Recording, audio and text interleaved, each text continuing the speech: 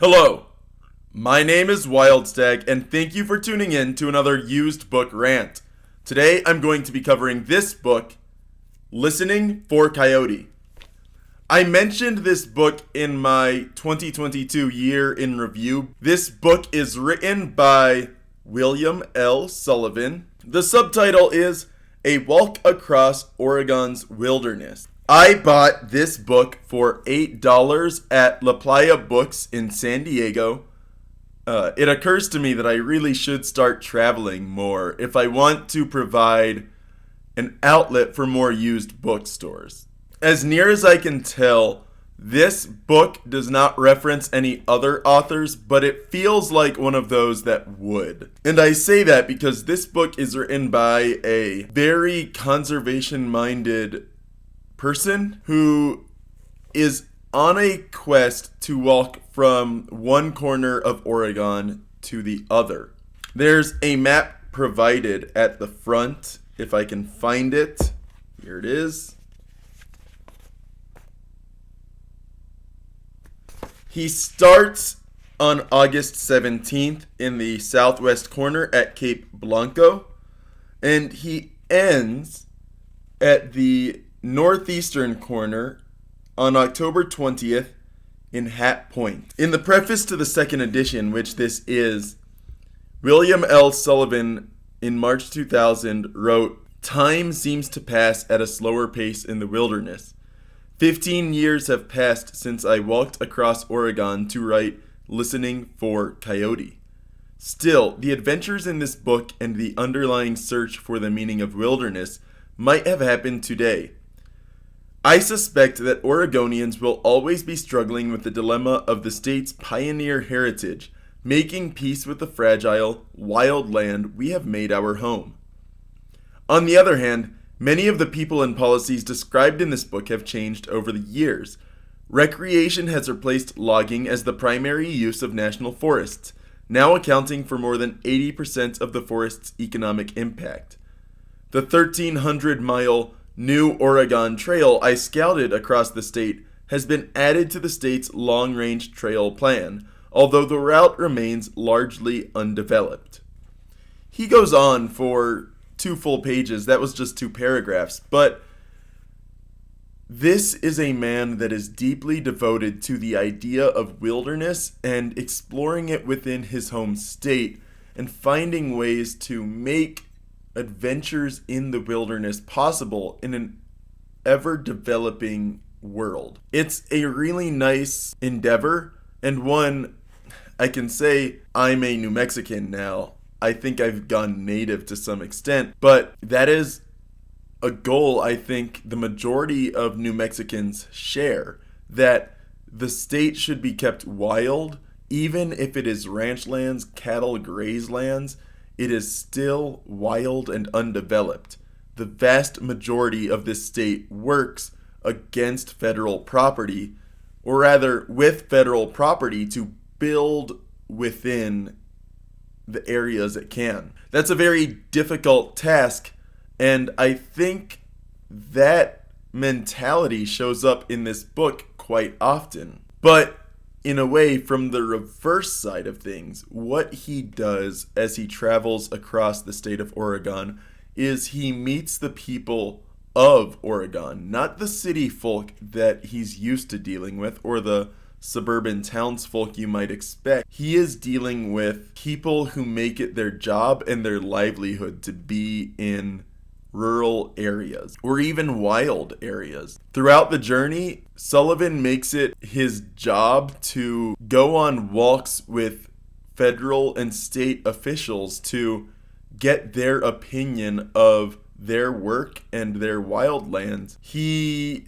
spends at least 2 encounters where he's just walking for 12, 15, 20 miles with these people as they go about their jobs.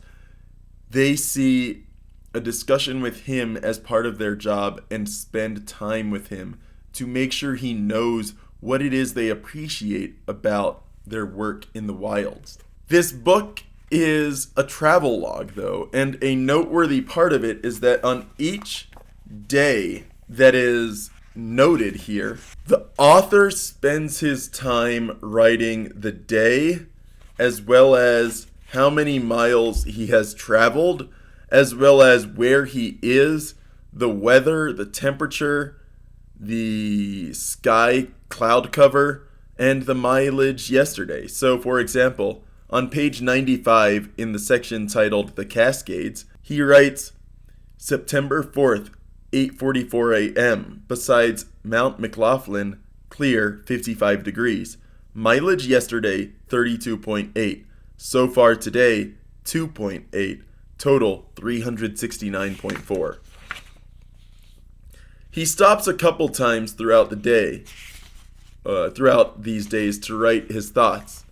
So at 3:53 p.m., trail in Sky Lakes Wilderness, wispy cirrus clouds, 67 degrees Fahrenheit. Mileage so far today, 18.5. Total, 385.1. And then 7:15 p.m., Seven Lakes Basin. Mileage today, 26.7. Total, 393.3. But then on September 5th, 9:11 a.m., trail in Sky Lakes Wilderness. Damp fog, 55 degrees Fahrenheit. Mileage so far today, 6.7. Total, 400 on the dot. Throughout the day on September 5th, he travels 27.4 miles. He reaches 420.7 miles total on that day. But it's not just the miles he covers. He is covering a lot of miles, and even to Appalachian Trail through hikers, Pacific Crest Trail through hikers, Continental Divide Trail through hikers, 30 miles is a lot to cover on a regular basis. And Sullivan loses a lot of weight. In fact, before his first break, he loses like 20 pounds. His partner picks him up. And then he budgets more money for more food because he realizes how much weight he's been losing over this time. And it's really fascinating, the people and adventures he meets. At one point, he meets a protester who lives illegally on a mountain, who in theory grows his own weed. This guy also has, plenty of canned food to share with any guests he might see. And he also ties certain ribbons to sticks to give to guests that pass through that area. This man is the inhabitant of a mountain that he is protesting the logging and forestry on. This is a protester, a preservationist, not a conservationist, but a preservationist. And in no books before this has that difference been as noteworthy on my channel.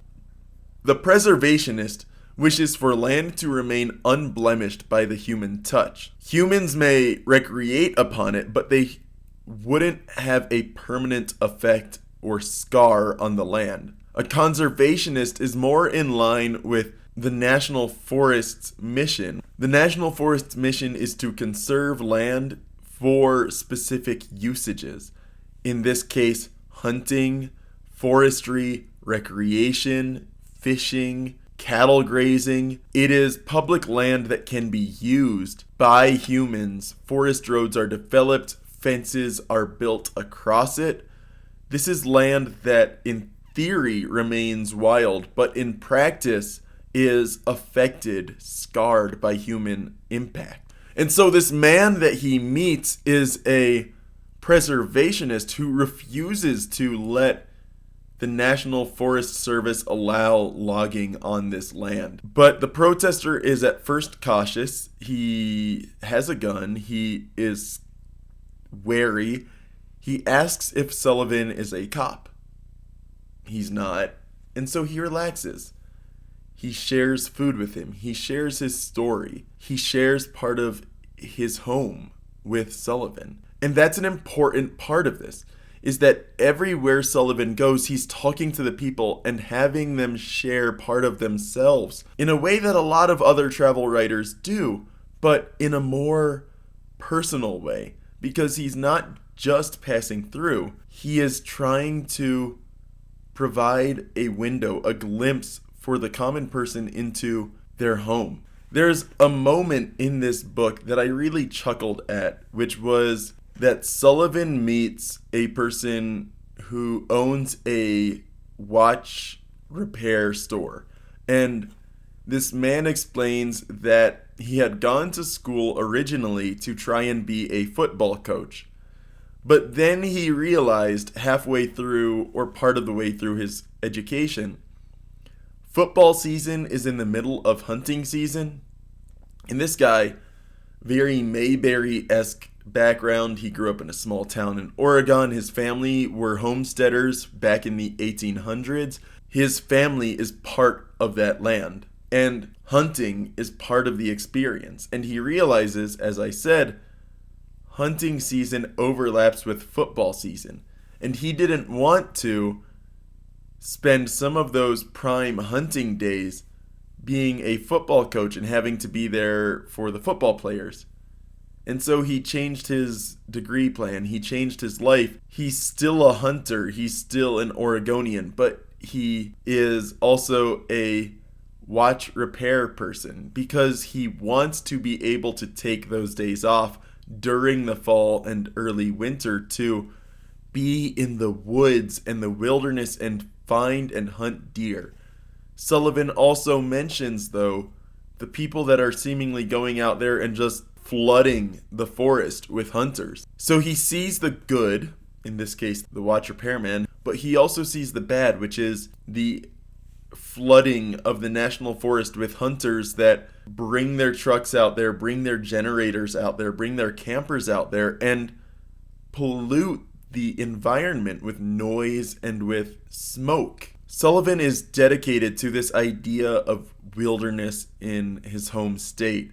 And even 10, 15 years after he published it, that trail isn't fully developed, but it's clearly part of a plan. This is a book about a man who travels from one corner of his state to the other, wanting to find ways to create a wilderness highway, so to speak, an unblemished, connected path of wilderness. Logically speaking, that can't happen. Highways are going to cross that road, that pathway. But so long as the number of disruptions along that path are kept to a minimum, Sullivan would be happy. Now, this book isn't very long. It's only 230 pages, including the epilogue.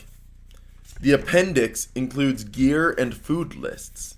Not weights, but just what he packed. And there's an acknowledgments section as well. He says, "The Eugene Register Guard paid the expenses of my expedition in return for a series of articles I wrote later. For that expression of faith, editor Dean Rea is to be commended. Many of the individuals who held food packages for me, or hiked with me, or allowed me to interview them have been mentioned by name in the book itself. A more complete list, with my grateful thanks, must include Jim Rogers, Carrie Osborne, Bob Kiefer, Lou Gold, Len Ramp, Betty McCaleb, Ron, Jack, and Lucille Brownell, Chris Binns, Bob and Nancy Lee, George Murray, Elsie Butler, Ed Kaiser, Joe and Kay Softitch, Debbie Deming, Bob Bagley, Mark Irene Day, Owen Numa Blue Sky, Lindsay and Brett Corkland, Tyler Grew, Deborah Ritchie, Dell Stevens, Bigfoot, Ray Summers, Lauren Hughes, Carol and Myrtle Wolf, Ed Hughes, and Meg Larson." And that's not a comprehensive list of the people that he talks to. This is a really fascinating book for people that are interested in a more contemporary version of preservationist movement history. This book was first published in 1988. He did this in the mid to late 80s, and the preface that I mentioned covers the 90s. It is very contemporary, but not modern. It's been 23 years since 2000 now, but this is one of those books that gets close to bridging that gap. I liked this book, and if you have any interest in any of the wilderness themed books I've discussed before on this channel, I think you would enjoy it. I think if you want to read one of these books as an introduction into that genre or just as something that gets your feet in the water, you should read this book. I bought it used. I do not know how much it would cost new, but I don't think I would have bought it new. I bought it because it was cheap and because I read through a page or two and thought maybe I'll like this. As it turns out, I did. Anyway, my name is Wildstag, and thank you for tuning in to another used book rant.